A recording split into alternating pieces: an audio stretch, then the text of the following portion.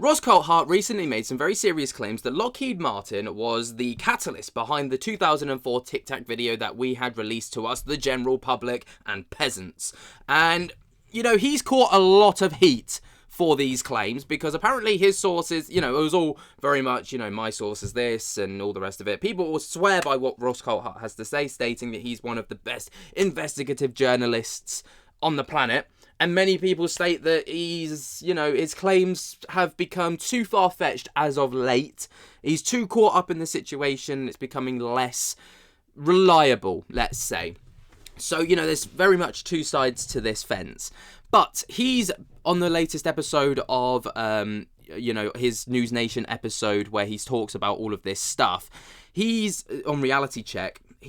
Titled, the Q&A, the Tic Tac Lockheed Martin Tech Bondi line about the Epstein files and all the rest of it. He's made some very interesting claims, obviously doubling down firstly on his claims initially and then responding to David Fravor subtly through a Q&A question. So, with regards to the Lockheed Martin tech, essentially he's out in Barcelona right now. He's going to be part of a conference in Barcelona focused on the consciousness, discussing connections between UAPs and human consciousness and neuroscientists and physicists. So, that's pretty cool, I guess. But he gets the first thing that they just knuckle straight into is this Tic Tac UAP. Now, Ross does claim, based on multiple sources, that Lockheed Martin was actually involved in the 2004 Tic Tac UAP encounter with the USS Nimitz carrier group. And he classifies that not all Tic Tac UAPs are, Lockheed Martin tech, and some might be from non-human intelligence. So he doubles down on the claim that this one in particular may have come from Lockheed Martin. But, he does clarify that he's not stating that every single Tic Tac ever comes from Lockheed Martin. It's just this one that he's aware of. Now, Ross does acknowledge the possibility that his sources could be misleading or part of a deception, but believes that they are credible, and he cannot disclose the details about his sources for confidentiality reasons.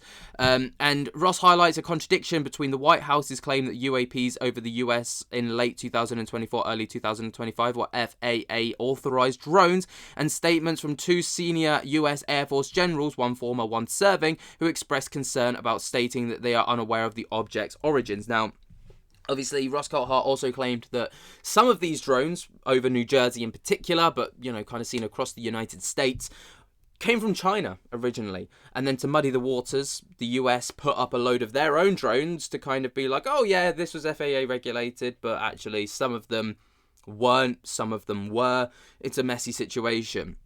Now, there's also an account from a New Jersey resident who witnessed a brightly lit box-like UAP with no visible propulsion exhibiting anomalous behaviour, such as responding to the observer's movements, causing fear and distortion, and disorientation as well, I suppose. But Ross also questions why the US president downplays concerns about these UAPs while military officials express alarms, suggesting that the president may have been briefed on classified information and others, including senior military officials, were not privy to this, which I that's very political. I don't know the ins and outs. It sounds like something that would typically happen. But as you can imagine, David Fravor, all right, who was, ex-serviceman, came out and stated that Lockheed Martin was not at all to do with this Tic Tac UAP as Ross and his sources are suggesting. So it completely goes against what Ross Coulthart had to say. And this was posed to him in this Q&A, and Ross did respond to this in a very interesting, confrontational way. All right, so this is what Ross had to say regarding that. Comments.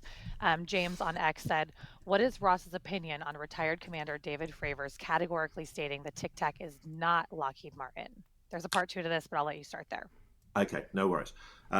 Let me first say I have nothing but admiration for David Fravor. He's given service to his country, he's a patriot, and he deserves respect and recognition for that. I'm not getting involved in a stoush with a person who's done so much honourably for his country.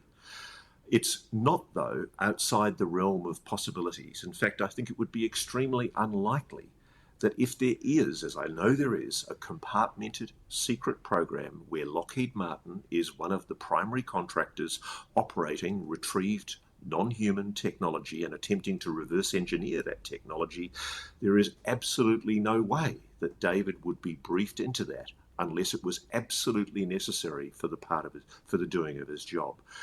As we all know, when the government wants to protect a secret, it compartmentalises it. Even if you have a top secret classification, which I'm sure David probably had, it's also compartmentalised, and that's how the US keeps its secrets. And I've spoken to people, literally, in institutions in the United States, one of whom knows about the program, and the other of whom is in an adjoining office and has absolutely no idea. I've had a situation where I've spoken to the head of a government agency that ought properly to have known about the legacy program. That head of a government agency was not informed about the fact that we are recovering non-human craft and attempting to reverse engineer that technology. A person 2 rungs down was the person that the legacy program was using to gatekeep inside that institution. It's really interesting how they compartmentalise all of this. And so absolutely no disrespect to David Fravor or my good friend Kevin Day, but they're good men. The simple fact is compartmentalisation works. Interesting claims there. Obviously, very diplomatic in his response. He's not trying to, shit throw or cause any stirring of the pots and getting upset with people, but he's basically saying, like, yeah, as far as David Fravor's concerned, he probably didn't know about this, and what he's saying is probably is his truth. But the actual truth is the fact that he probably wasn't briefed on any of this unless he absolutely needed to be. Clearly he wasn't, so he wasn't briefed on it. Therefore, he just had no idea. Very, very interesting. Now, what was also interesting was the fact that in one of the top comments on the video, someone else stated, I'm retired from Lockheed Martin. I can confirm that Tic Tacs are not manufactured by LMCO. These objects have been witnessed for hundreds of years by sailors as well as before man took flight. However, my senior engineer Andy told me that the Roswell crash was real and LMCO has been reverse engineering it for decades. Love what you do, Ross. So essentially, this person is claiming that, obviously being a retired from Lockheed Martin, that they don't actually manufacture. What they do is they take in downed craft and then they reverse engineer off the back of that, but they don't create anything. They just reverse engineer or do up and, issue. Very, very interesting stuff. Now, it would be interesting to see how David Fravor responds to this because obviously, Ross was very confident in that response, understandably, I suppose. It's heating up in the UFO world. It's getting very spicy. People kind of like just kind of like getting in there a little bit. I'm intrigued to see what comes next. What do you guys think though? Do you think that this claim from Ross is upheld? Do you think that David Fravor has more weight in this argument? Do you think that person who commented might actually be right? Obviously, I can't verify that comment whatsoever. I don't know that person's logistics or background. It's just something that I saw, found interesting, thought I'd share. Let me know what you guys think about all of this down in the comments below. While you're down there, jump to get the hell out of that like button and subscribe. And until next time, I'll speak to you later. Peace.